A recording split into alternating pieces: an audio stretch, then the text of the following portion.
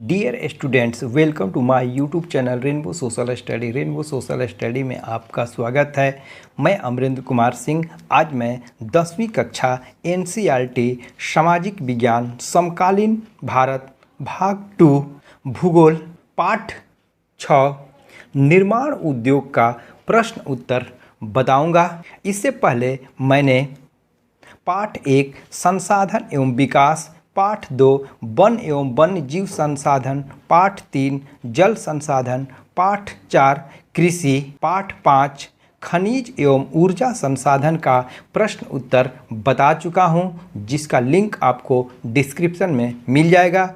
यदि वीडियो पसंद आए तो वीडियो को लाइक करें। यदि इस चैनल पर नए हैं तो चैनल को सब्सक्राइब करें। आइए वीडियो को शुरू करते हैं। बहुवैकल्पिक प्रश्न। पहला प्रश्न है, निम्न में से कौन सा उद्योग चूना पत्थर को कच्चे माल के रूप में प्रयुक्त करता है? इसका गो आंसर सही होगा सीमेंट उद्योग। सीमेंट उद्योग का प्रमुख कच्चा माल चूना पत्थर है। दूसरा प्रश्न है, निम्न में कौन सी एजेंसी सार्वजनिक क्षेत्र में स्टील को बाजार में उपलब्ध कराती है? इसका ख आंसर सही होगा सेल। सेल का अर्थ होता है स्टील अथॉरिटी ऑफ इंडिया, जिसकी स्थापना 1973 ईस्वी में की गई और सार्वजनिक क्षेत्र के सभी उद्योगों को स्टील को बाजार में उपलब्ध कराती है सेल, और ये निजी क्षेत्र के उद्योगों को उपलब्ध नहीं कराती है। तीसरा प्रश्न है, निम्न में से कौन सा उद्योग बॉक्साइट को कच्चे माल के रूप में प्रयोग करता है? तो इसका क आंसर होगा एल्युमिनियम। चौथा प्रश्न है, निम्न में से कौन सा उद्योग दूरभाष, कंप्यूटर आदि संयंत्र निर्मित करते हैं? इसका घ आंसर सही होगा सूचना प्रौद्योगिकी। दूसरा है, निम्न प्रश्नों के उत्तर लगभग 30 शब्दों में दीजिए। पहला प्रश्न है, विनिर्माण क्या है? तो इसका उत्तर देख लेते हैं। कच्चे पदार्थों को मूल्यवान उत्पाद में परिवर्तित कर अधिक मात्रा में वस्तुओं के उत्पादन को विनिर्माण या वस्तु निर्माण कहा जाता है। जैसे कागज लकड़ी से, चीनी गन्ने से, लोहा इस्पात लौह अयस्क से निर्मित है। विनिर्माण को द्वितीय क्षेत्र के अंतर्गत रखा गया है। इसे दूसरे तरीके से भी समझ लेते हैं। प्राथमिक क्षेत्र से कच्चा माल प्राप्त कर विभिन्न प्रकार के वस्तुओं के निर्माण को विनिर्माण कहते हैं। सूती वस्त्र का कच्चा माल कपास है। चीनी उद्योग, चीनी का कच्चा माल गन्ना है। दूसरा प्रश्न है, उद्योगों की अवस्थिति को प्रभावित करने वाले 3 भौतिक कारक बताएं। इसका उत्तर देख लेते हैं। उद्योगों की अवस्थिति को प्रभावित करने वाले 3 भौतिक कारक निम्नलिखित हैं। पहला है कच्चे माल की प्राप्ति, दूसरा शक्ति के साधन, तीसरा उपयुक्त जलवायु। किसी भी उद्योगों की अवस्थिति को प्रभावित करने वाले भौतिक कारकों में सबसे महत्वपूर्ण ये कच्चे माल की प्राप्ति, शक्ति के साधन और उपयुक्त जलवायु है। तीसरा प्रश्न है, औद्योगिक अवस्थिति को प्रभावित करने वाले 3 मानवीय कारक बताएं। इसका उत्तर देख लेते हैं। औद्योगिक अवस्थिति को प्रभावित करने वाले 3 मानवीय कारक निम्नलिखित हैं। पहला श्रम, दूसरा बाजार, तीसरा परिवहन और संचार की सुविधा। चौथा प्रश्न है, आधारभूत उद्योग क्या है? उदाहरण देकर बताएं। इसका उत्तर देख लेते हैं।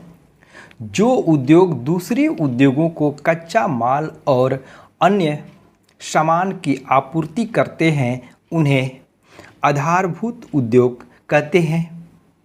उदाहरण लोहा इस्पात उद्योग, तांबा प्रगलन, एल्युमिनियम प्रगलन इत्यादि, ये आधारभूत उद्योग हैं। आधारभूत उद्योग या धुरी उद्योग किसे कहते हैं? एक बार और इसको समझ लेते हैं दूसरे तरीके से।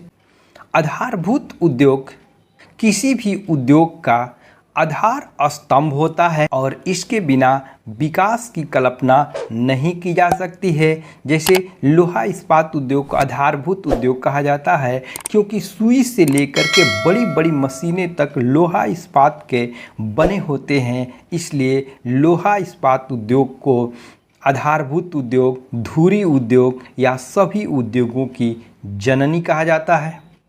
तीसरा प्रश्न है, निम्नलिखित प्रश्नों का उत्तर लगभग 120 शब्दों में दीजिए। पहला प्रश्न है, समवित इस्पात उद्योग मिनी इस्पात उद्योग से कैसे भिन्न है? इस उद्योग की क्या समस्याएं हैं? किन सुधारों के अंतर्गत इसका उत्पादन क्षमता बढ़ा है? इसका उत्तर देख लेते हैं। वर्तमान समय में भारत में 10 समवित इस्पात संयंत्र तथा अनेक मिनी इस्पात हैं। समन्वित इस्पात उद्योग मिनी इस्पात से निम्नलिखित प्रकार से भिन्न है। समन्वित का अर्थ हुआ बड़े उद्योग। पहला है, समन्वित संयंत्र बहुत बड़े होते हैं जबकि लघु संयंत्र अपेक्षाकृत छोटे होते हैं। दूसरा है, समन्वित इस्पात संयंत्र बड़े होते हैं, वे आधारभूत उद्योगों की तरह कार्य करते हैं जो लोहा इस्पात उद्योग से संबंधित उद्योगों को तैयार करते हैं। ये निर्माण सामग्री, रक्षा उपकरण आदि बनाते हैं। इसके विपरीत मिनी संयंत्र एक या दो वस्तुओं का निर्माण करते हैं। तीसरा है, उपभोक्ता वस्तुओं के उद्योग भी समन्वित संयंत्रों से कच्चा माल लेते हैं, जबकि लघु संयंत्र छोटे पैमाने पर कच्चा माल या अन्य उद्योगों को प्रदान करते हैं। समन्वित इस्पात उद्योग की निम्नलिखित समस्याएं हैं। पहला है, इन उद्योगों को भारी परिवहन खर्च करना होता है। दूसरा है, इन उद्योगों के लिए एक कुशल परिवहन जाल की आवश्यकता होती है। तीसरा है, भारत में प्रति व्यक्ति इस्पात का उपभोग बहुत कम है। चौथा है, कुकिंग कोयले की ऊंची कीमत, श्रम की निम्न उत्पादकता, निम्न संसाधन आदि के कारण ये हमारी आवश्यकताओं को पूरा करने में असमर्थ होते हैं। निम्नलिखित सुधारों के अंतर्गत इसकी उत्पादक क्षमता बढ़ी है। पहला, उदारीकरण और विदेशी निवेश ने निजी उद्योगकर्ताओं के लिए बढ़ा दिया है। यहाँ उदारीकरण समझ लेते हैं।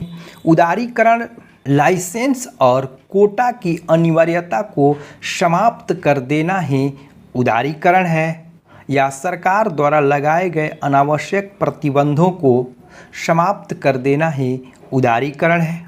दूसरा है, अनुसंधान और विकास के लिए संसाधन प्रदान किए गए जिससे इस्पात में वृद्धि की जा सके। दूसरा क्वेश्चन है, उद्योग पर्यावरण को कैसे प्रदूषित करते हैं? इसका उत्तर देख लेते हैं। उद्योग पर्यावरण को निम्नलिखित तरीके से प्रदूषित करते हैं। वायु प्रदूषण, चिमनियों से निकलने वाले धुआं वायु को प्रदूषित करता है। अनचाही गैसें जैसे सल्फर डाइऑक्साइड तथा कार्बन मोनोऑक्साइड वायु प्रदूषण का प्रमुख कारण है। छोटे बड़े कारखाने प्रदूषण के नियमों का उल्लंघन करते हुए धुआं निष्कासित करते हैं। जहरीले गैसों का रिसाव बहुत भयानक होता है। यह मानव स्वास्थ्य, पशुओं, पौधों और पूरे पर्यावरण पर दुष्प्रभाव डालती है। जैसे 3 दिसंबर 1984 को भोपाल गैस रिसाव कांड हुआ था, जिससे हजारों लोगों की मृत्यु हो गई थी। दूसरा, जल प्रदूषण। उद्योगों से निकला हुआ जल अपने से 8 गुना अधिक ताजे जल को प्रदूषित करता है। उद्योगों द्वारा कार्बनिक और अकार्बनिक अपशिष्ट पदार्थों के नदी में छोड़ने से जल प्रदूषण फैलता है। जल प्रदूषण के प्रमुख कारक हैं कागज, रसायन, वस्त्र, चमड़ा उद्योग आदि। भारी धातुएं जैसे सीसा, पारा आदि जल में प्रवाहित होते हैं, जिससे जल प्रदूषित होता है। तीसरा है तापीय प्रदूषण।